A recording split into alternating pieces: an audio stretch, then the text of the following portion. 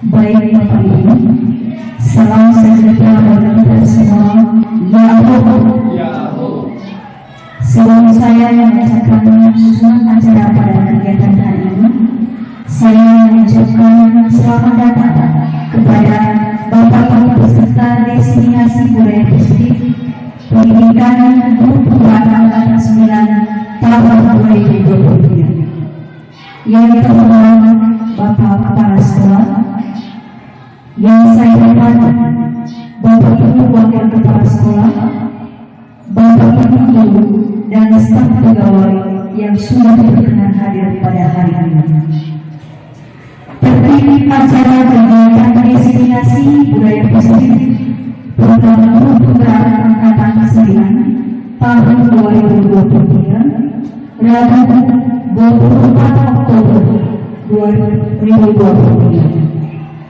Satu kata perbuatan oleh pengarang acara, kedua doa yang dipandu oleh Ibu Pina Sosiawati Nurul Istiham, ketiga kata pembukaan yang disampaikan oleh pemateri dalam kesempatan ini oleh Bapak Freddy Menko Piyambanua SPI, keempat kata sambutan oleh kepala sekolah dalam kesempatan ini yang diwakili oleh Bapak Bidang Kurikulum Bapak Theodorus SPI, kelima penyajian materi oleh Bapak Freddy Menko Piyambanua SPI, dan keenam ruang diskusi dan tanya jawab, ketujuh refleksi, kedelapan kata penutup yang disampaikan oleh Ibu Karna Wakil SPI, dan kedelapan doa penutup yang dipimpin oleh Ibu Freddy Kurniawati Nurul SPI.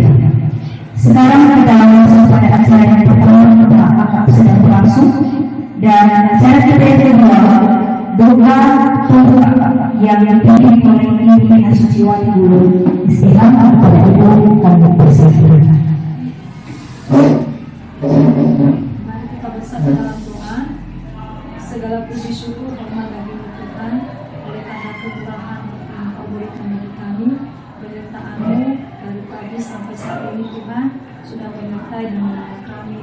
Saat ini ya Tuhan, kami menyerahkan seluruh totalitas kehidupan kami seluruh Bapak Ibu guru yang sudah hadir berkumpul di malam ini, yang akan mengikuti kegiatan destinasi budaya positif pendidikan penggerak 9 yang dilaksanakan oleh Bapak Kepala Sekolah sebagai pemilik penggerak di sekolah ini. Kami akan seluruhnya ke dalam tangan Tuhan, baik dalam pengembangan dirinya supaya bisa berjalan dengan baik. Kami semua Bapak Ibu guru yang ikut ini berdoa agar pengembangan ini Tuhan sungguh bisa bermanfaat dalam menjalankan tugas di tempat ini dan juga dimanapun Tuhan panggil kami masing-masing. Kami berdoa Tuhan supaya acara ini dan pertengahan hingga akhirnya nanti bisa berjalan dengan baik. Inilah doa kami, dalam nama Yesus kami berdoa. Amin. Terima kasih atas pembukaan yang dipimpin oleh Ibu Pina Sosiawati Nurul Istiham. Selanjutnya kata pembukaan yang disampaikan oleh pemateri dalam kesempatan ini disampaikan oleh Bapak Freddy Menko Piyambanua SPI kepada Bapak Ayat Presiden.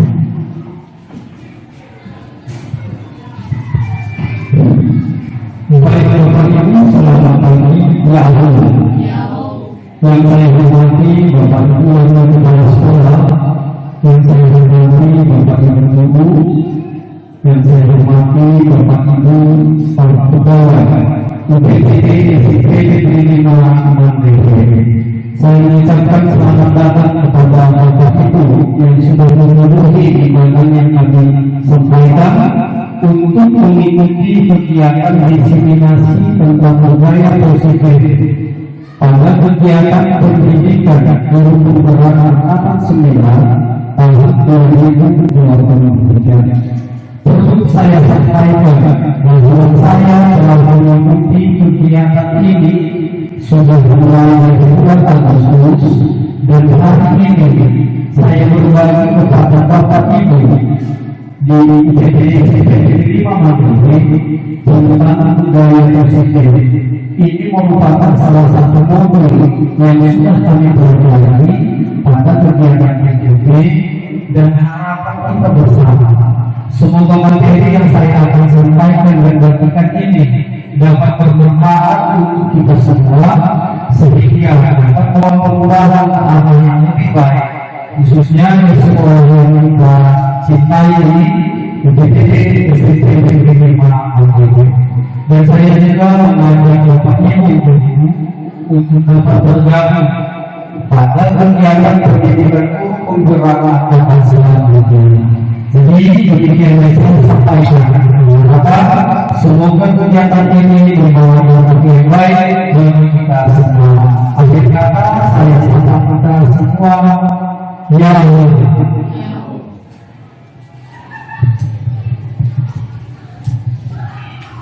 Terima kasih kata pembukaan yang disampaikan oleh pemateri kita pada hari ini.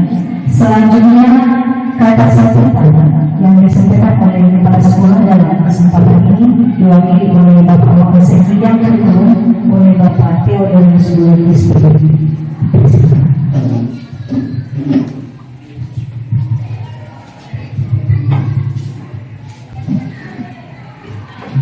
Sebelum kita semua, ya Allah,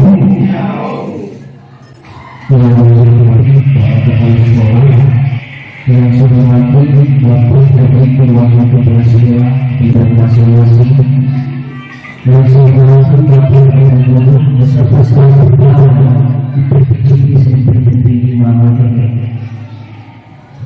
mengucapkan puji dan syukur kepada Tuhan yang Maha Kuasa atas anugerah dan pertolongannya kepada kita seperti berdiri dan dapat melaksanakan destinasi tentang budaya tersebut yang dilaksanakan oleh Calon Pembina yang dalam program untuk angkatan 9 2023.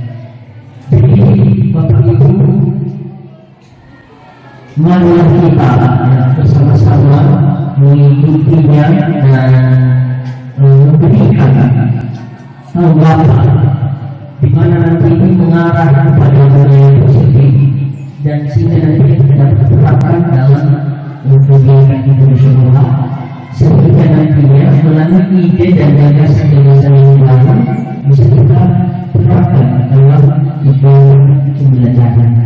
Jadi mari Bapak Ibu kita sambut dengan baik kegiatan ini semoga dapat kita laksanakan dengan awal dan dapat tercapai sebagaimana yang kita harapkan bersama.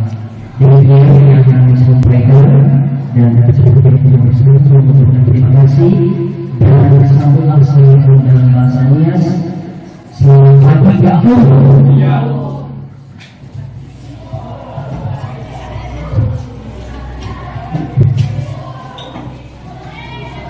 Terima kasih atas sambutan yang disampaikan oleh Bapak Theodorus Luis. Selanjutnya adalah penyajian materi yang langsung dipandu oleh Bapak Theodorus Luis dan Bapak berpersilakan.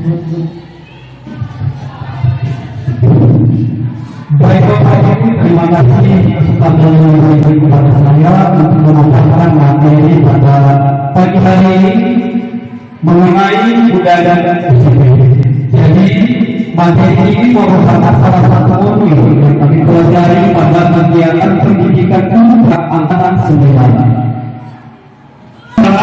Direktur Banua ini satu program angkatan 9 dari 5 dengan moto guru kita bergerak. Baik Bapak Ibu, adapun konsep budaya positif yang akan saya sampaikan pada kita bersama pada kesempatan ini terdiri dari 6 item ataupun 6 subjudul. Yang pertama itu mengenai disiplin positif dan nilai kebaikan universal. Yang kedua tentang teori motivasi, hukuman dan pencegahan serta restitusi. Yang ketiga mengenai keyakinan kelas. Yang keempat untuk dasar manusia. dan dunia berkualitas. Yang unik, posisi kontrol, dan yang keenam, segitiga restitusi. Jadi saya berharap kita dapat mengikuti kegiatan ini dengan baik beserta materi-materi yang saya sampaikan nanti dapat bermanfaat untuk kita bersama untuk meningkatkan kompetensi kita sebagai guru dan juga untuk membawa perubahan arah yang lebih baik di sekolah yang kita cintai ini. Baik Bapak Ibu, langsung saja kita masuk pada materi yang pertama, disiplin. Jadi Bapak Ibu, untuk mewujudkan budaya positif, maka langkah pertama yang harus kita lakukan adalah menerapkan disiplin positif. Kalau kita mendengar kata disiplin, kira-kira apa yang tergambar di benak Bapak Ibu? Ada yang kita yang bisa memberikan apa? Kira-kira mendengarkan kata disiplin, apa yang pertama kali muncul di pikiran kita?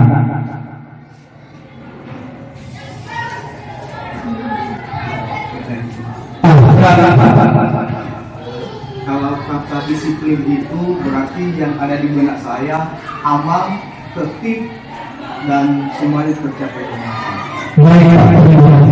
Jadi menurut Bapak Sofatri, hal yang pertama kali muncul begitu mendengarkan kata disiplin adalah amal, teratur, dan tercapai sesuai dengan harapan.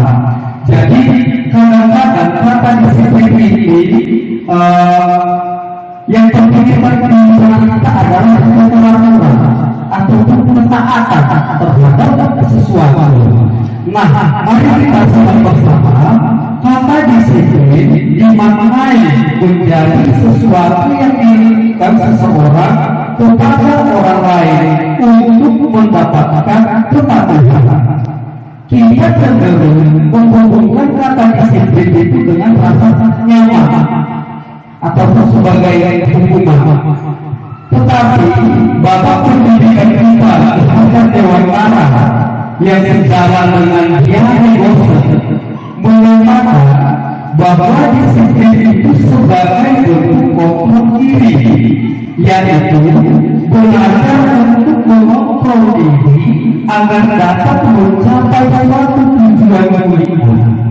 Tujuan mulia ini mengacu pada prinsip-prinsip atau nilai-nilai yang dianut oleh seseorang, dan tentunya nilai-nilai ini akan kita sebut dengan nilai-nilai kebajikan universal. Disiplin positif.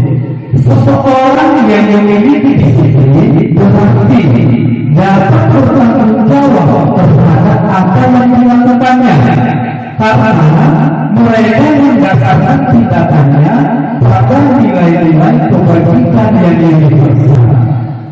Sebagai pendidik, tentu tujuan kita adalah menciptakan anak-anak yang memiliki disiplin diri, sehingga mereka bisa berperilaku dengan mengacu pada nilai-nilai kebajikan universal.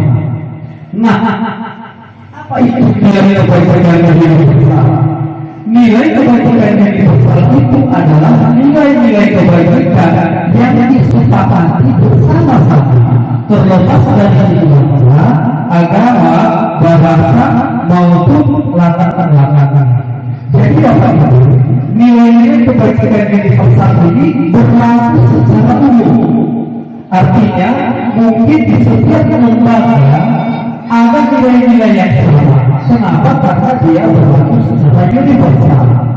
Nah, salah satu contoh dari nilai-nilai kebajikan universal yang ingin dicapai oleh setiap anak di Indonesia ini, kita kenal dia dengan nama profil pelajar Pancasila. Nah, profil pelajar Pancasila ini seperti kita ketahui bersama, masing-masing nilai-nilai yang dicantumkan di sana adalah beriman dan bertakwa kepada Tuhan yang Maha Esa dan berakhlak mulia. Kemudian kebinekaan global, mandiri, kreatif, dan berpikir kritis. Jadi ini adalah salah satu contoh dari nilai-nilai kebajikan Indonesia. Jadi contoh disiplin positif yang bisa kita terapkan di kehidupan kita sehari-hari, baik itu di lingkungan kita, baik itu di sekolah. Tapi pada kesempatan ini saya membuat beberapa contoh tentang disiplin positif yang bisa kita terapkan di sekolah. Yang pertama, masuk sekolah tetap pada waktunya. Dua, memakai seragam sesuai dengan ketentuan. Yang ketiga, menaati peraturan sekolah, mengerjakan dan mengumpulkan tugas tepat waktu. Datang ke sekolah tetap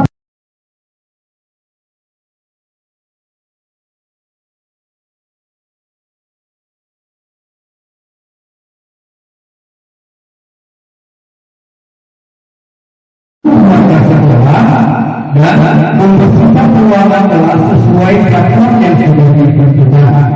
Contoh yang lain, upaya dilakukan sesuai dengan kesepakatan bersama kalau ini ada. Kemudian yang berikutnya, apabila tidak masuk sekolah, berikan surat izin dan jelaskan alasannya jujur. Kemudian yang tidak ada salah satu menjelaskan materi perkara di kelas, membuat tempatnya bersikap kepada guru, kepada teman, dan seluruh warga sekitar. Kemudian yang terakhir adalah antri ketika membeli makanan penjajan di kantin sekolah. Jadi Bapak Ibu, ini hanya beberapa contoh dari disiplin positif. Mungkin dalam penerapan kita sehari-hari di lingkungan sekolah, baik itu di kelas, masih banyak contoh-contoh lain yang menggambarkan tentang disiplin positif. Bapak Ibu, manusia melakukan segala sesuatu itu pada dasarnya dimotivasi oleh beberapa hal. Ada dua hal yang memotivasi manusia dalam bertingkah laku. Yang pertama, motivasi dari luar atau nama lainnya adalah motivasi eksternal. Kemudian motivasi dari dalam atau motivasi internal. Nah, motivasi yang pertama perilaku manusia itu adalah untuk menghindari ketidaknyamanan atau hukuman. Kadang-kadang kita juga sebagai seorang guru sering melakukan ini. Kita termotivasi karena takut dibentuk oleh pimpinan kita. Nah, pada motivasi yang pertama ini adalah tingkat terendah dari motivasi perilaku manusia. Pada poin pertama ini ada beberapa pernyataan yang muncul dalam berartikan apa yang terjadi kalau tidak saya lakukan. Berarti itu menggambarkan kita sedang menghindari hukuman atau kekerasan dengan nyaman. Satu tingkat di atasnya, motivasi yang kedua adalah untuk mendapatkan imbalan ataupun penghargaan dari orang lain. Jadi pada poin yang kedua ini, seseorang itu melakukan sesuatu karena ada harapan di balik kelakuan atau tindakan yang diperbuat. Itu berupa penghargaan, pujian dari orang lain. Saya dapat waktu agar saya dapat predikat sebagai guru atau disiplin. Contohnya, saya mengerjakan tugas tepat waktu agar dipuji oleh kepala sekolah. Jadi itu adalah motivasi dari luar diri kita. Tetapi tingkatan yang paling baik adalah motivasi perilaku manusia karena berasal dari dalam dirinya, yaitu untuk menjadi orang yang mereka inginkan dan menghargai diri sendiri dengan nilai-nilainya mereka. Jadi pada poin ketiga ini atau tingkatan yang ketiga ini, pertanyaan yang sering muncul adalah apa yang terjadi dengan saya kalau saya melakukan ini? Apa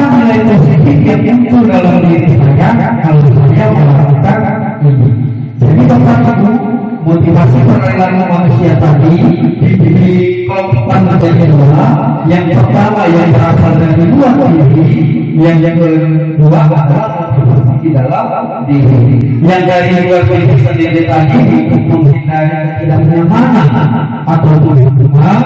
Yang kedua untuk mendapatkan pujian atau penghargaan ataupun imbalan. Sedangkan yang terbaik adalah motivasi yang berasal dari dalam diri.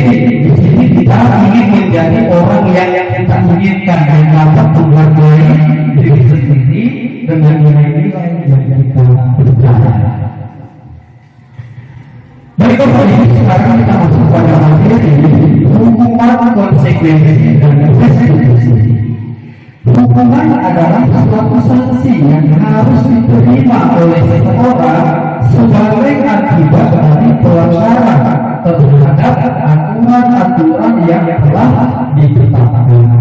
Jadi pada hukuman ini dia ada sertifikat, artinya tidak ada kesepakatan terlebih dahulu. Yang ada adalah hukuman yang dilakukan oleh pemberi hukuman kepada yang menerima hukuman. Nah, jadi dia pada hukuman ini posisinya satu arah. Yang kedua, konsekuensi adalah akibat dari suatu perbuatan ataupun pendirian. Jadi pada konsekuensi ini ada dua pihak. Artinya sebelumnya ada kesepakatan yang sudah disepakati bersama-sama, dan kalau dilanggar namanya konsekuensi. Sedangkan yang ketiga adalah restitusi.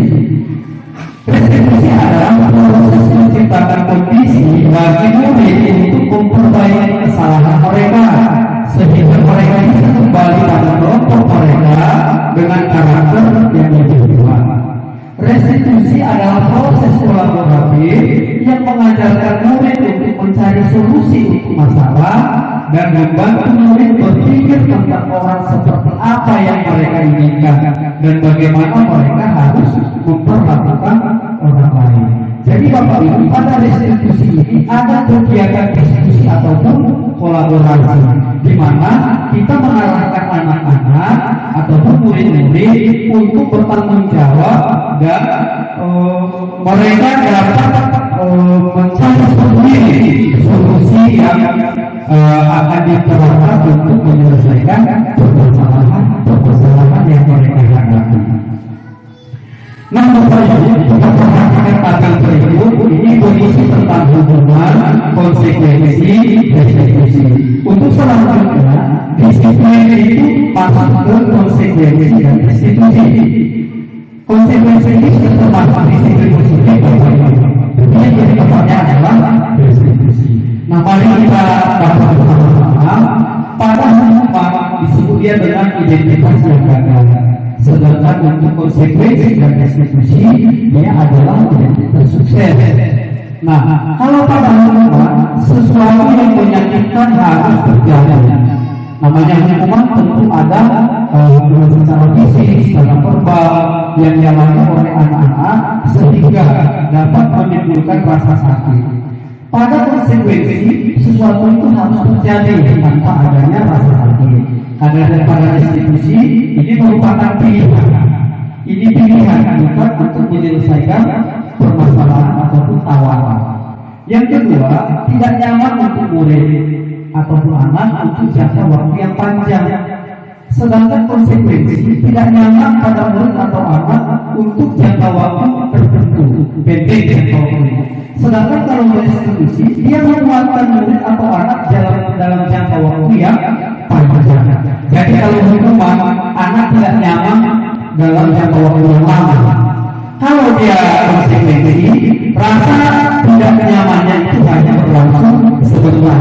Sedangkan pada restitusi, anak-anak ini diberi penguatan untuk jangka waktu yang panjang. Ini korban mendapatkan keadilan karena hubungan, sedangkan ini korban bisa diabaikan karena sudah ada kesepakatan sebelumnya. Sedangkan ini korban mendapatkan keadilan. Murid atau anak-anak tersakiti kalau kita memberikan hukuman. Tetapi karena kalau konsekuensi murid itu hanya dibuat tidak nyaman. Karena bagaimanapun sudah kita sepakati sebelumnya. Masalah pada restitusi, anak itu mendapat tuntutan atau hal-hal positif. Nah, perilaku anak menjadi pasif atau bisa jadi sangat agresif. Contohnya waktu kalau kita menghukum anak bisa marah, dia bisa merusak fasilitas, dia bisa memperintah diri karena rasa sakit yang muncul dalam dirinya. Tetapi kalau pada konsekuensi, penguatannya hanya bertahan sebentar. Kalau dia diskusi, masalah menjadi terpecah. Sistem tidak berjalan, tidak tahu. Ini membutuhkan monitoring dan supervisi terus-menerus. Sedangkan pada restitusi, murid belajar bertanggung jawab untuk proyek. Nah, ini selanjutnya Bapak Ibu. Nah, kalau dia pada hukuman tadi, dia menjadi negatif. Kalau pada yang berat, kalau pada restitusi dia positif. Nah, kalau negatif, kadang-kadang alhamdulillah jadi dia dapat berupa paksaan. Ini permohonan untuk menyalahkan diri dan konsekuensinya. Sedangkan kalau dia konsekuensi, lakukan apa yang saya katakan. Jadi ada stimulusnya, rangsangannya, ada resikonya. Dan pada kegiatan yang kedua ini atau konsekuensi ini kita mendorong kepatuhan. Kemudian konsekuensi yang menjadi baik. Sedangkan pada restitusi, apakah hal ini yang sesungguhnya ingin menguntungkan? Ada yang kontrol. Jadi kalau restitusi itu mendorong disiplin yang positif dan konsekuensinya menjadi lebih kuat. Memperbaiki ini identitasnya dengan bersama ini murid atau anak belajar melindungi kesalahannya. Jadi kalau anak sering kita hukum, maka dia akan memegang rasa sakit yang suatu saat bisa tiba-tiba akan muncul kembali. Jadi kalau dia konsekuensi, anak di sini belajar untuk menaati peraturan. Kalau pada restitusi, anaknya belajar untuk memecahkan masalah. Kemudian ini tiba-tiba tidak diharapkan atau sangat melukai, ini sudah diketahui dan sepakat karena kita membuat kesempatan terlebih. Ini berupa undangan untuk mengadakan restitusi. Hukuman itu dibuat oleh guru, konsekuensi itu dibuat oleh guru dan murid secara kolaboratif bersama-sama. Begitu juga dengan restitusi, ini anak yang aktif. Kita guru hanya sebagai pengarah untuk fasilitatornya. Jadi hukuman ini menyakitkan. Guru menjalani konsekuensi dengan menyalahkan, mengkritik, menyindir atau merendahkan anak. Kalau konsekuensi, guru baru dapat menyatakan peraturan, melakukan dan melakukan konsekuensi. Nah, yang restitusi, guru itu menguatkan, menyebutkan keyakinan jelas, membimbing rangka berpikir restitusi kepada murid ataupun anak. Nah, Bapak Ibu, dari sudah kita perhatikan tadi, dapat kita simpulkan bahwa hukuman itu bersifat tidak terencana ataupun tiba-tiba.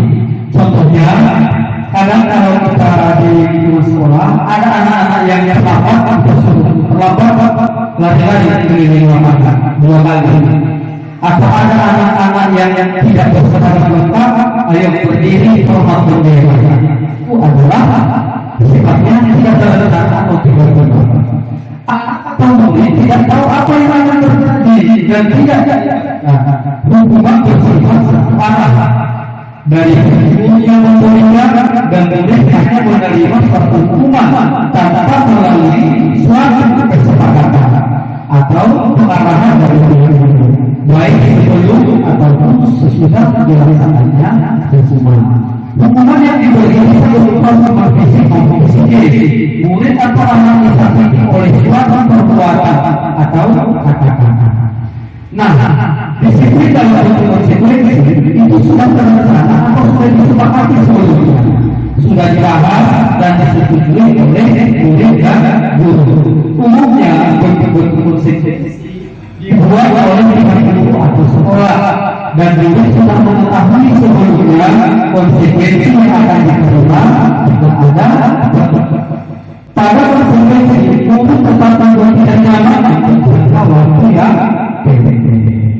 Nah, Bapak Ibu, mari kita bahas bersama-sama. Di sini ada beberapa contoh, kita bersama-sama menyebutkan apakah ini termasuk hukuman, apa termasuk konsekuensi, ataupun termasuk misteri. Yang pertama ada tindakan guru. Nah, ada 5 tindakan guru di sini Bapak Ibu. Murid diminta berbelanja kaki saat kegiatan sekolah karena tidak memakai sertifikat. Nah, bagaimana menurut Bapak Ibu apakah ini termasuk hukuman, konsekuensi atau restitusi? Hukuman, ya Bapak Ibu. Ternyata benar. Ini termasuk hukuman. Yang kedua, berdiri di depan kelas dengan mengangkat satu kaki karena tugas tidak diselesaikan. Hukuman. Oke, karena mungkin ini belum disepakati sebelumnya, karena juga ini mendapat sesuatu terhadap fisik ya, membersihkan coretan yang dibuangnya di meja tulis.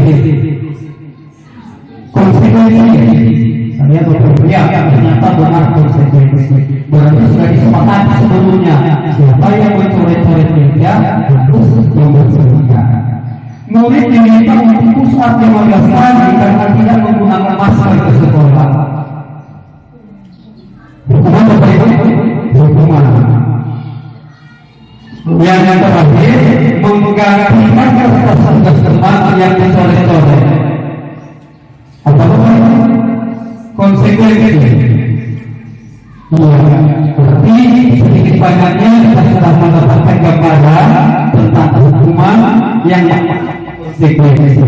Jadi yang perlu kita ingat dalam hukuman ini tiba-tiba tidak ada sebelumnya kesepakatan antara kedua belah pihak.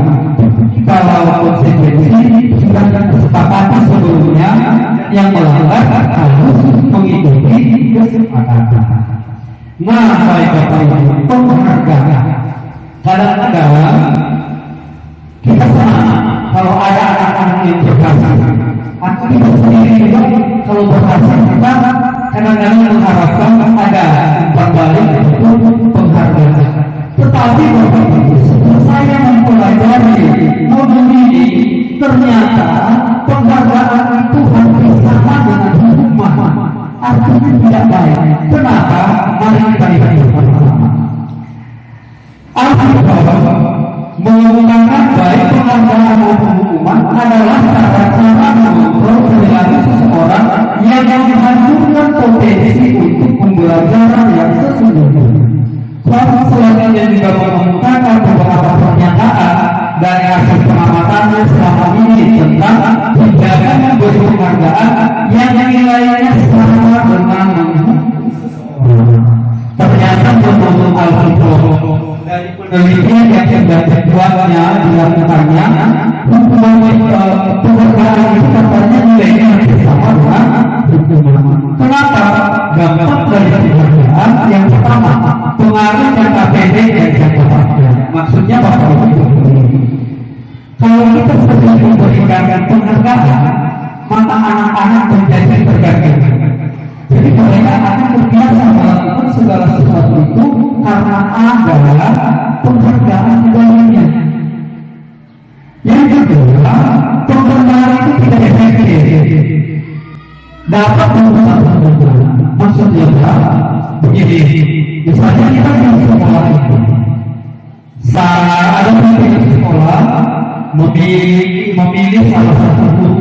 Contohnya kita katakanlah guru paling rajin atau guru paling disiplin. Itu penghargaan pada hari ini. Guru paling disiplin tahun ini adalah Bapak A. Nah, sementara kita yang tidak mendapatkan penghargaan akan merasa kecewa. Dan ini berakibat menjadi hubungan kita dengan teman kita yang penghargaan atau dengan yang memberi penghargaan menjadi tidak enak. Jadi itu satu hubungannya. Kenapa saya tidak mendapatkan? Kenapa dia mendapatkan? Nah, ini penghargaan mengurangi ketepatan. Jadi yang saya baca di buku ini, Al-Sifat ini membuat satu penelitian terhadap mahasiswa. Kalau tidak salah itu mereka di jurusan tentang mencari pendidikan, mahasiswa yang selama diberi penghargaan perlahan-lahan isi berita yang mereka sampaikan itu semakin menurun dari faktanya. Berbeda dengan yang tidak diberi penghargaan. Artinya mereka tetap bersungguh-sungguh untuk mencari berita yang benar, sedangkan yang ada mendapatkan penghargaan mungkin sudah terbuat oleh beberapa penghargaan yang diberikan. Termasuk juga ini menurunkan kualitas. Jadi kualitas dari isi berita yang mereka ambil itu ataupun yang mereka buat itu berkurang. Penghargaan memang mematikan kreativitas. Dengan penghargaan, kadang-kadang seseorang itu menjadi tidak kreatif lagi. Sementara dibandingkan dengan yang tidak dapat, mungkin dia selalu sungguh-sungguh. Nah, untuk penghargaan menghukum, contoh pada penerimaan apa? Kita kadang-kadang juara satu umum, juara dua umum dapat hadiah. Nah, bagi yang berprestasi, mereka akan bangga, mereka akan senang.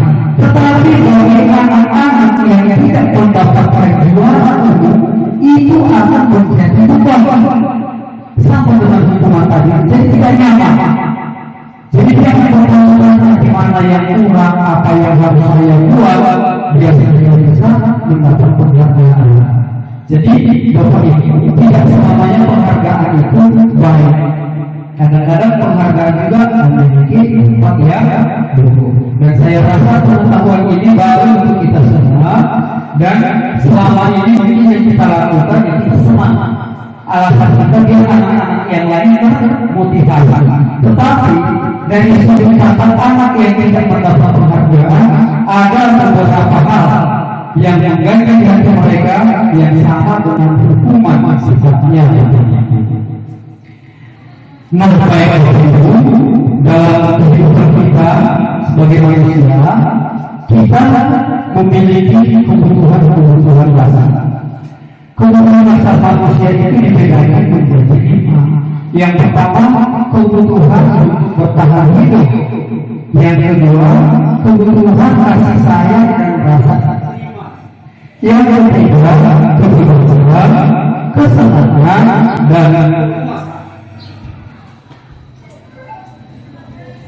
contoh kasusnya Bapak Ibu, anak senang main berkejaran dengan jadi termasuk yang mana di antara yang dimakannya Bapak Ibu, apakah bertahan hidup, apakah kebutuhan kasih sayang, kebebasan, kesenangan, atau kalau kebutuhan bertahan hidup itu termasuk sandang pangan dan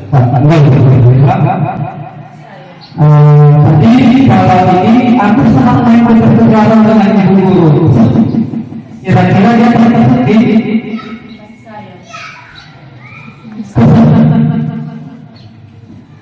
Yang kedua, ini kita akan pertanyaan saya sama tapi saya jadi itu ya. Iya, cinta dan yang ketiga, aku merasa bisa bikin ibu kejaran kebebasan itu ternyata bermanfaat. Aku bosan belajar mewarnai terus di dalam kelas. Kebebasan. Ya. Jadi kita tadi sudah melihat beberapa contoh tentang kebutuhan dasar. Nah, sekarang tinggal kita saatnya memahami posisi kontrol kita sebagai diri. Ada 5 posisi kontrol sebagai sebagai Bapak Ibu, yang pertama sebagai penghulu, yang kedua pembuat merasa bersalah, yang ketiga sebagai teman, pembantah, ataupun manajer. Nah, saya kembalikan ke kita bersama. Kira-kira selama ini yang menjadi posisi kita terhadap siswa, kira-kira di posisi yang mana yang bisa kita lakukan Bapak Ibu? Di posisi terkadang berhubung, terkadang juga membuat merasa salah. Kadang-kadang kita sebagai teman, mungkin teman juga sudah kita lakukan, tapi mungkin masih tahu bagaimana yang dikatakan teman. Kemudian ada sebagai manajer. Nah, Bapak Ibu, kalau dia sebagai kita berperilaku dengan suara keras, tangan menunjuk atau mata melongo. Dan kalau kita berperan sebagai penghukum, kita pasti memberikan hukuman berupa hukum fisik. Nah, apa hasil yang muncul kalau kita sebagai penghukum? Kalau kita berperilaku sebagai penghukum, Bapak Ibu, maka anak-anak menjadi tidak stabil emosinya. Mereka menganggap ada rasa dendam dalam hatinya yang suatu saat bisa muncul tiba-tiba. Contohnya, di saat kita menyuruh anak lari-lari di lapangan 5 kali, mereka melakukan. Tapi ada rasa di dalam hatinya, rasa tidak senang, rasa terbeban, dan ini berakibat bisa jadi anak ini melakukan tindakan-tindakan yang di luar perkiraan kita. Saking marahnya kadang-kadang anak membangun musik, mencoba tembok, dan sebagainya. Nah, kalau membuat merasa bersalah, kita pada dasarnya di sini berperilaku memelas. Jadi pernyataan yang kita sampaikan, kamu tidak kasih begitu, kamu tidak kasih apa-apa, sudah tadi dijelaskan. Jadi apa hasil yang muncul? Anak menjadi tidak nyaman. Mereka akan merasa bahwa mereka tidak bisa berbuat baik pada orang lain. Jadi tertekan seperti itu. Nah, kita sering berperilaku seperti itu. Ada nilai positif, ada nilai minusnya Bapak Ibu. Kalau nilai positifnya, nilai positifnya, kita bisa menjadi hubungan yang erat dengan anak-anak kita. Tetapi yang tidak baiknya, anak-anak menjadi ketergantungan terhadap kita guru. Mereka kecewa kalau kita tidak bantu lagi. Nah, pada proses teman ini, kita sebagai ibu perilaku yang baik, tidak ada niat menyakiti anak-anak. Kalau membantu, kita membantu dengan data semuanya. Jadi di sini tetap anak merasa tidak nyaman dalam waktu yang yang paling benar adalah sebagai manajer. Sebagai manajer itu, kita guru berperilaku bagaimana caranya anak bisa menyadari dan bertanggung jawab terhadap kesalahan-kesalahan yang mereka perbuat, sehingga dapat ditemukan solusinya. Nah, untuk dijelaskan Bapak Ibu, mari kita lihat tabel tentang motivasi yang tadi. Kalau dia berhukum, biasanya guru ini berbuat menghargai, menunjuk-nunjuk, menyakiti atau menyindir. Kalau pembuat merasa bersalah, berceramah, menunjukkan kekecewaan yang mendalam. Ini sering kita lakukan. Kalau dia sudah lupa, membuat alasan-alasan untuk dirinya. Nanti Bapak bantu ya. Kalau pemantau menghitung dan mengukur, kamu sudah terlambat 3 kali, kamu tidak mengerjakan tugas sudah 5 kali. Sedangkan manajer mengajukan pertanyaan.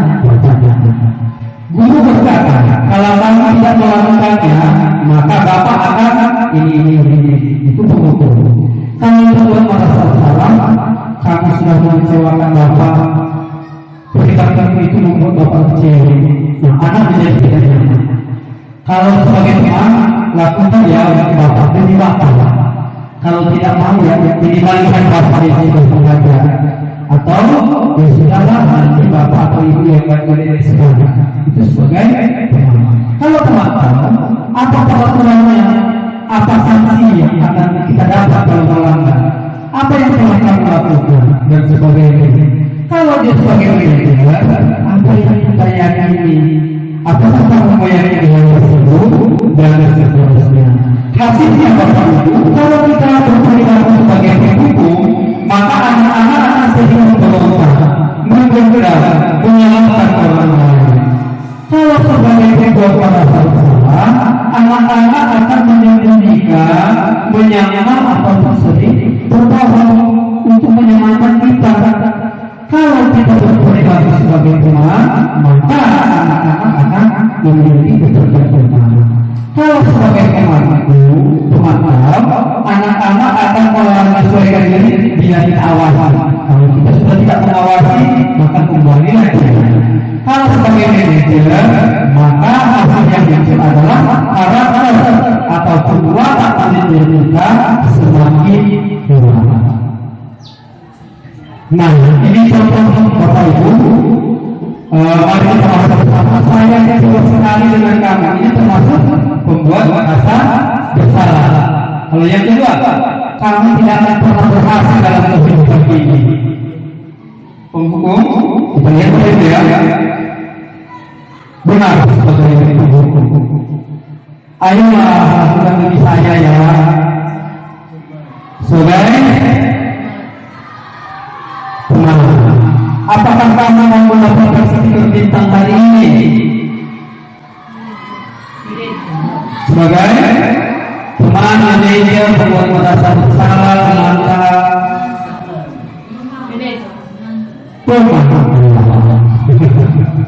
sebenarnya apa pertama untuk menyelesaikan ini baru oke, tapi sedikit bagiannya kita sudah mengetahui bahwa posisi kontrol kita sebagai guru ada 5. Yang pertama tadi penghukum, pembuat merasa bersalah, sebagai teman, sebagai pemerintah, dan terakhir sebagai manajer. Nah, untuk dapat menciptakan suasana kelas yang aman, menyenangkan, maka kita perlu membuat keyakinan. Keyakinan kelas ini adalah keyakinan yang dibuat bersama-sama antara guru dan murid mengenai nilai-nilai yang diyakini di dalam kelas. Jadi ini kepada Bapak Ibu wali kelas, mungkin ada baiknya setelah ini kita membuat keyakinan kelas di kelas kita masing-masing. Nah, pembentukan keyakinan kelas itu dapat kita lakukan dengan berusaha. Keyakinan kelas itu berupa pernyataan-pernyataan yang umum ataupun universal. Yang kedua, pernyataan keyakinan kelas senantiasa dibuat dalam bentuk positif. Jadi Bapak Ibu, kalau kita membuat keyakinan kelas, kita harus menghindari kata-kata larangan, dilarang, jangan. Nah, contohnya kalau kita mengharapkan anak-anak membuang sampah pada tempatnya, kita tidak menggunakan jangan membuang sampah sembarangan. Itu bukan keyakinan kelas. Tetapi keyakinan kelas yang mungkin kita buat dari kita agar anak-anak tidak membuang sampah sembarangan adalah jagalah kebersihan. Atau dilarang saat belajar. Kita bersama menyepakati keyakinan kelas, kita ganti bahasanya menjadi bahasa yang positif. Contohnya, lingkungan ataupun suasana yang tenang membuat kita nyaman belajar. Jadi kita hindari kata-kata larangan, tapi kita harus membuat pernyataannya dalam bentuk yang positif. Keyakinan kelas sebenarnya tidak terlalu banyak sehingga mudah diingat dan dipahami oleh semua warga kelas. Tidak perlu 15-10. Kemudian keyakinan kelas sebaiknya sesuatu yang dapat diterapkan di lingkungan tersebut. Jangan kita berkeyakinan yang mungkin saja kita tidak bisa melaksanakannya. Dan keyakinan kelas itu dibuat oleh semua warga kelas, berkontribusi dalam membuat keyakinannya kita sedang membuat keyakinan kelas, maka antara guru dengan siswa harus bersama-sama atau berdiskusi, berkolaborasi, membuat kesepakatannya. Semua anak-anak boleh mengeluarkan pendapatnya. Setelah semua mengeluarkan pendapat, kita kumpulkan. Baru kita di mana yang kita sepakati bersama-sama. Nah, dengan adanya keyakinan kelas, tentu kita berharap bahwa kelas kita menjadi kelas yang aman dan menyenangkan anak-anak dalam mengikuti pembelajaran. Nah, Bapak ini beberapa contoh tentang keyakinan kelas. Yang pertama, bekerja sama menjaga kebersihan kelas.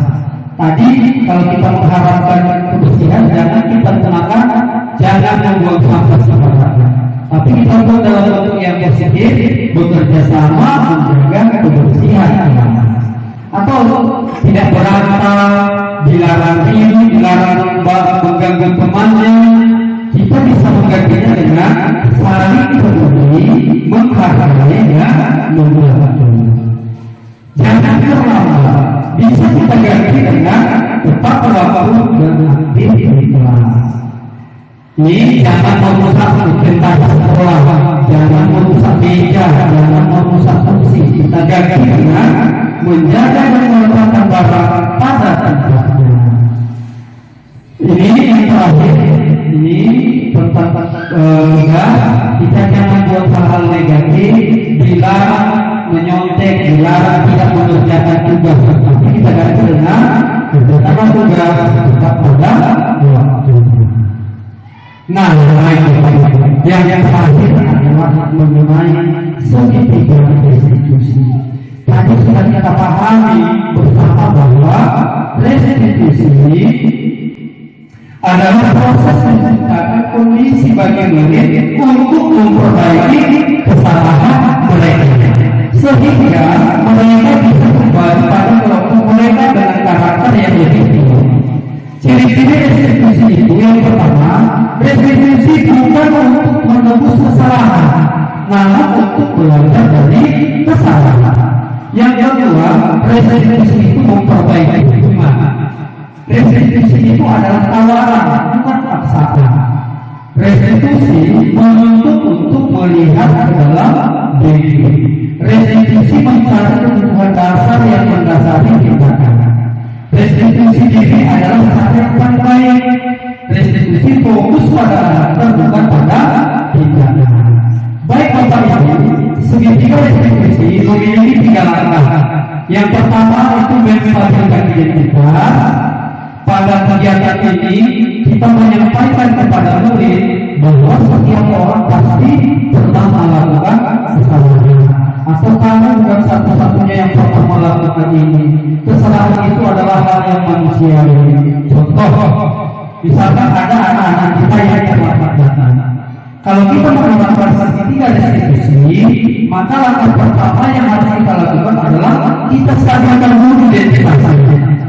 Kita tidak bisa langsung menghukum Bapak Ibu. Kita harus menanyakan. Kita katakan kepada anak-anak, kamu terlambat kenapa? Mungkin anak-anaknya malu, takut untuk menyampaikan. Kita katakan tidak apa-apa. Terlambat itu hal yang biasa. Tidak apa-apa. Untuk kesalahan itu wajar. Jadi itulah yang dinamakan menstabilkan identitas. Kemudian kita setelah itu kita validasi tindakannya yang salah tadi, Bapak Ibu. Nah, jadi di sini kita menanyakan alasan-alasan kepada anak. Kita katakan kamu punya alasan kenapa berbuat demikian. Kira-kira apa alasan kamu melakukan ini? Jadi itu namanya kita validasi tindakannya yang salah. Ini atau adakah cara yang efektif untuk mendapatkan apa yang kami ucapkan? Nah, tadi pada saat yang terlambat kita menanyakan di sini pada validasi tindakan kita tanyakan kamu berapa kebersihan alasannya. Coba beritahu Bapak kenapa kamu terlambat hari ini. Nah itu termasuk validasi tindakan yang salah. Dan maka yang ketiga adalah menanyakan keyakinan kepada anak. Ini kita menanyakan keyakinan kelas sampai kita sepakati, kita menanyakan dia akan menjadi orang seperti apa. Jadi pada kasus yang tadi, misalnya yang terlambat, pada menanyakan keyakinan ini kita bisa mengajukan pertanyaan seperti ini. Kamu tahu tidak kesepakatan mana yang sudah kamu lakukan, atau kamu tahu tidak keyakinan kelas mana yang sudah kamu lakukan? Contohnya tidak disiplin yang sudah kamu lakukan. Kita berpegang. Nah, kita berpegang. Menurut kamu disiplin itu bermanfaat tidak untuk kita? Dan di sini kita menanyakan ke anak keyakinan tadi, di keyakinan kelas, apa yang diperbuat, apa yang dilanggarkan, apa manfaat keyakinan itu.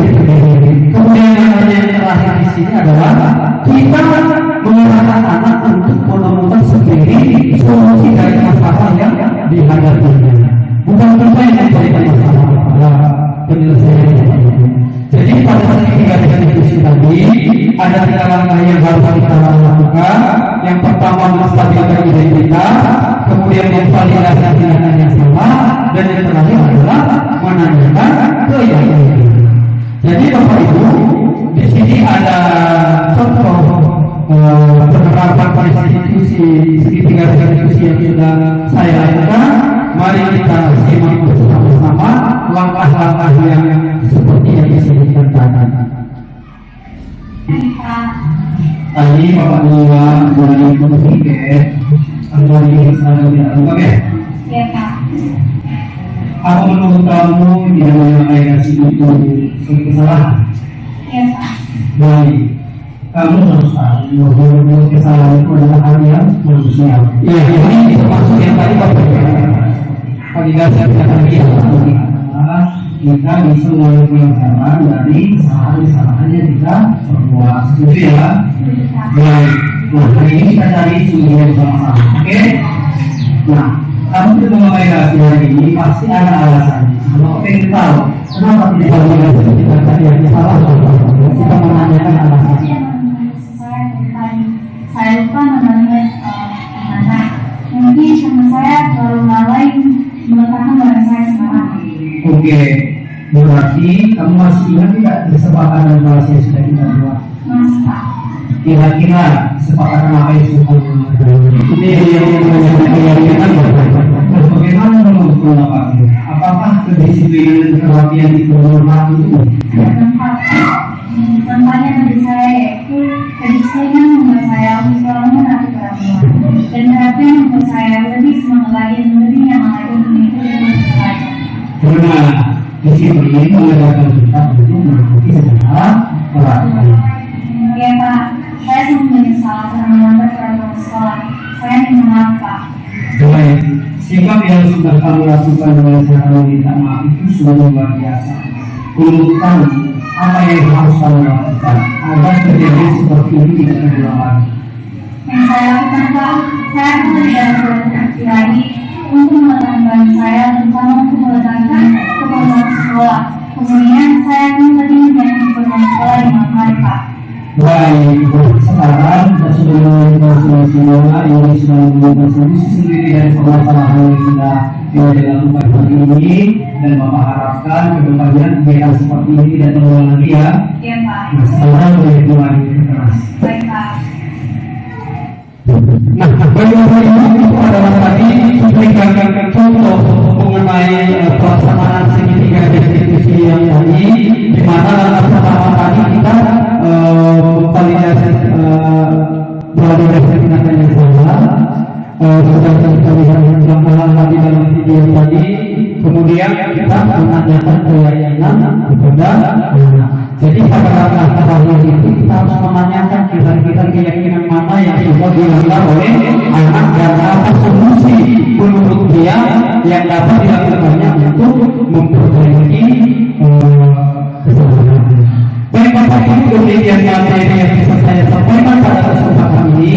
Mungkin ada hal-hal yang perlu ditanyakan, maka kita akan bahas pada ruang diskusi. Atas perhatian kita bersama, saya mengucapkan banyak terima kasih. Selamat pagi, ya Allah.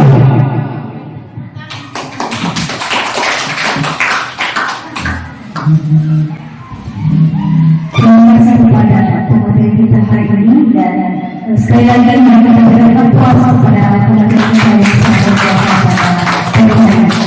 Selanjutnya jika ada yang kurang mengetahui kepada peserta diseminasi, boleh ditanyakan, dipersilakan. Ya, dipersilakan kepada Ibu Isi. Baik, langsung saja. Nah baik, terima kasih kesempatan yang diberikan oleh pembawa atau pemandu diskusi. Dari beberapa sekian banyak materi yang dikatakan oleh Bapak Rasulullah, di sini ada salah satu pertanyaan kami tentang atau pada posisi kontrol guru. Posisi yang mana yang sebaiknya kita gunakan saat melaksanakan kegiatan pembelajaran di sekolah? Demikian pertanyaan kami kembalikan kepada pembawa atau pemandu diskusi. Terima kasih. Ya, kalau kita ada lagi yang bertanya biar sekaligus nanti bisa menjawab apa ya, dipersilakan kepada Bapak Supervisor. Baik, terima kasih waktu yang telah diberikan kepada saya dan materi tadi sangat luar biasa untuk memberikan kita bekal untuk mengajar peserta didik kita ke depan. Tadi pada materi yang disampaikan ada di situ konsep budaya positif. Salah satunya di situ tadi adalah restitusi. Tentu dalam hal itu juga ada kegiatan yang kita laksanakan yaitu segitiga restitusi. Nah, pada saat ini pada kegiatan segitiga restitusi itu kita mengajak peserta didik untuk berkolaborasi. Dan itu yang penting untuk menyadarkan peserta didik untuk memperbaiki kesalahan tadi. Ya, sebagai pertanyaan atau hanya penegasan saja dari saya bahwa apakah kita sebagai guru yang mencari solusi yang dialami peserta didik itu atau yang dilakukan oleh peserta didik? Penegasan saja kita Bapak Ibu yang mencari solusinya atau bagaimana? Demikian saya kembali kepada pemandu diskusi. Baik Bapak Ibu, kalau ada yang mau ditanyakan lagi, diberikan kesempatan satu lagi. Kalau tidak ada, langsung saja kami persilakan kepada Bapak pengajar kita untuk menjawab. Baik, Bapak Ibu, terima kasih buat respon yang sudah diberikan mengenai pertanyaan-pertanyaan tadi yang saya dapat. Yang pertama dari Ibu Riz, posisi kontrol seperti apa yang seharusnya kita lakukan di kegiatan kita di sekolah. Kemudian dia kepala Sokapri, pada penerapan prinsip ketiga institusi tadi, apakah kita perlu yang mencari solusi terhadap permasalahan yang dilakukan oleh guru?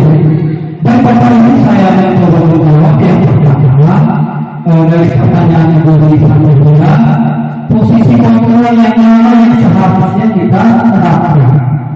Posisi kontrol yang harus kita terapkan adalah posisi kontrol sebagai manajer yang paling tepat.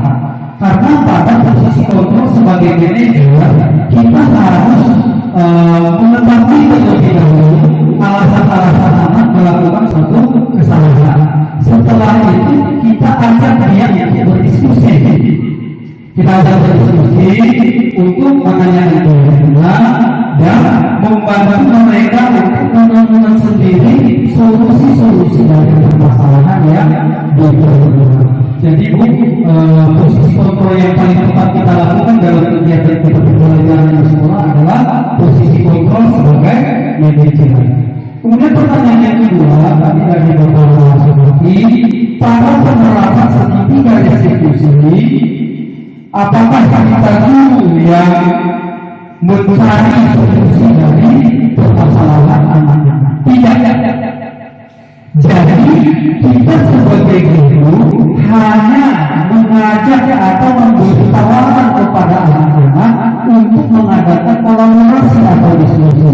Di mana pada pelaksanaannya kita hanya membantu anak untuk menemukan solusinya sendiri dari permasalahannya. Jadi dibilang banyak tadi kita sampaikan identitasnya, kita katakan bahwa berbuat kesalahan itu manusiawi dan sebagainya. Kemudian kita tanyakan alasan-alasannya kenapa melakukan kesalahan. Di sini kita tanya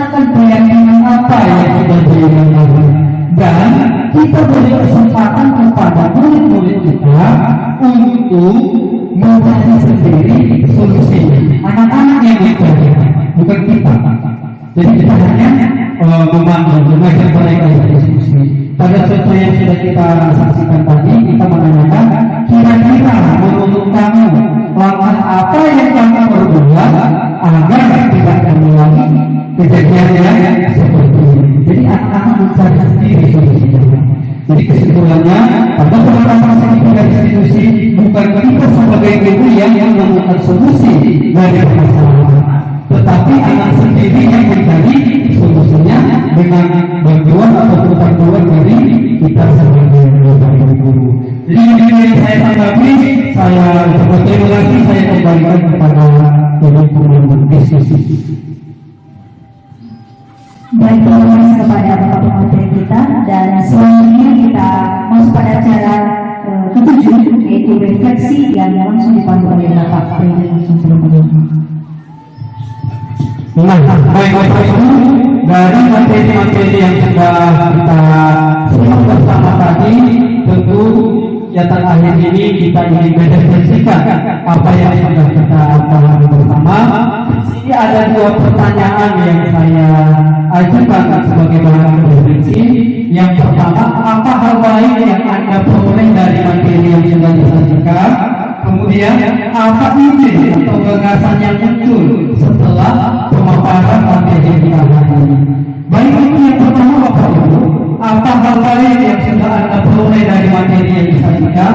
Ada tidak di antara Bapak Ibu yang bersedia memberikan tanggapannya untuk pertanyaan yang pertama? Baik, mungkin kami beri kesempatan.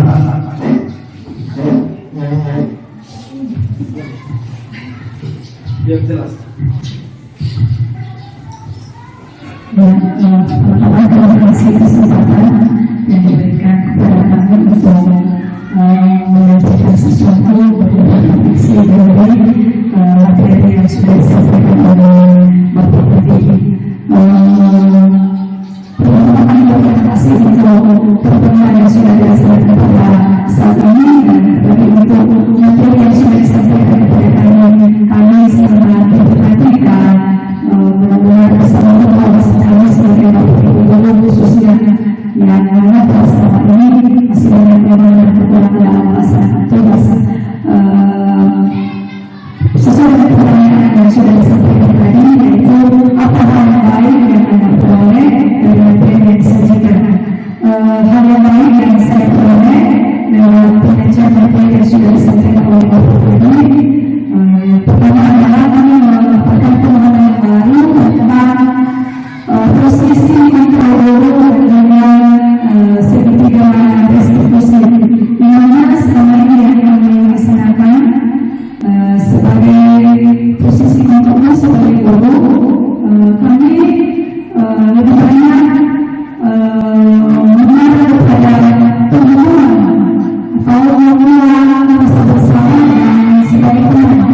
Tetapi melalui materi yang sudah disampaikan pada kesempatan ini, maka kami memahami bahwa posisi kontrol sebagai guru yang sangat atau apa yang dilakukan itu adalah sebagai manajer. Jadi mungkin bisa yang bisa menjawab melalui pertanyaan ini. Kami masih jawab.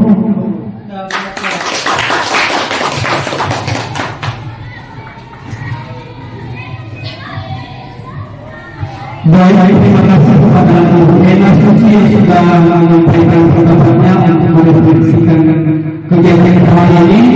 Kemudian pertanyaan yang kedua, apakah ada gagasan yang muncul setelah membahas materi kita hari ini? Kalau ada yang Bapak Ibu yang berkenan untuk memberikan pendapatnya, kami beri kesempatan. Oke, silakan.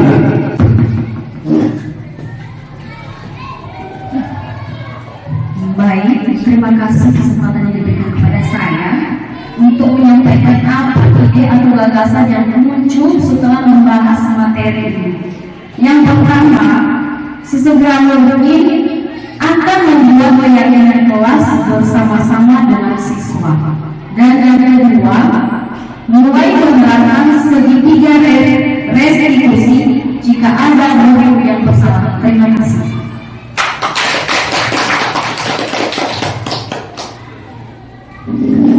Baik, terima kasih buat tanggapan-tanggapan yang sudah diberikan selama kegiatan kita. Jadi seperti yang disampaikan oleh ibu-ibu tadi pada kegiatan refleksi, kita jadi memahami bahwa sebenarnya posisi kontrol yang paling tetap kita lakukan adalah sebagai manajer, dan kita harus membuat satu langkah perubahan ke depan. Dan saya sangat setuju tadi dengan yang disampaikan oleh Ibu Asli, bahwa sesegera mungkin mari kita membuat keyakinan kelas di kelas kita masing-masing, dan mari kita sama-sama mengharapkan segitiga diskusi jika ada siswa ataupun murid-murid kita yang mengalami atau berbuat suatu kesalahan. Jadi Bapak Ibu, saya mengucapkan terima kasih buat hari ini, buat waktu yang sudah diberikan oleh Bapak Ibu. Semoga materi yang sudah saya sampaikan hari ini dapat bermanfaat untuk kita semua, dan tentunya untuk memajukan sekolah yang kita cintai ini. Akhir kata saya ucapkan terima kasih kepada kita semua. Saya sapa kita dalam bahasa Yahoo.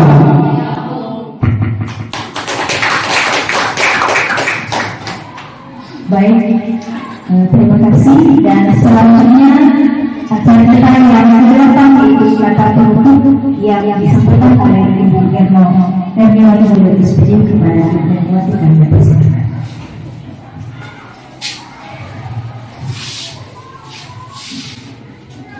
Baik, terima kasih kesempatan yang sudah diberikan kepada saya untuk menyampaikan kata penutup. Dan sebelum saya menyampaikan sebelumnya yang saya hormati Bapak Kepala Sekolah, yang saya hormati Bapak pemateri kami pada saat ini, dan terlebih-lebih Bapak Ibu yang sudah berkesempatan hadir. Terima kasih saya yang pertama sekali kami ucapkan terima kasih banyak kepada Bapak yang menyampaikan materi pada pagi hari ini, yaitu Partiada Destinasi Budaya Positif. Kami sangat mengapresiasi kegiatan yang telah dilaksanakan pada pagi hari ini, dan tentang materi yang sudah disampaikan kami sangat terinspirasi oleh materi tersebut Pak. Semoga kedepannya kami bisa mengembangkannya di sekolah kita di SMP Negeri 5 Mandiri, dan terlebih kepada kita semua Bapak Ibu guru yang sudah hadir pada saat ini, agar kedepannya kita bisa bergabung untuk mendaftar pada kegiatan ini sebagai guru bergerak di sekolah kita. Jadi tidak banyak yang saya sampaikan. Akhir kata saya ucapkan terima kasih.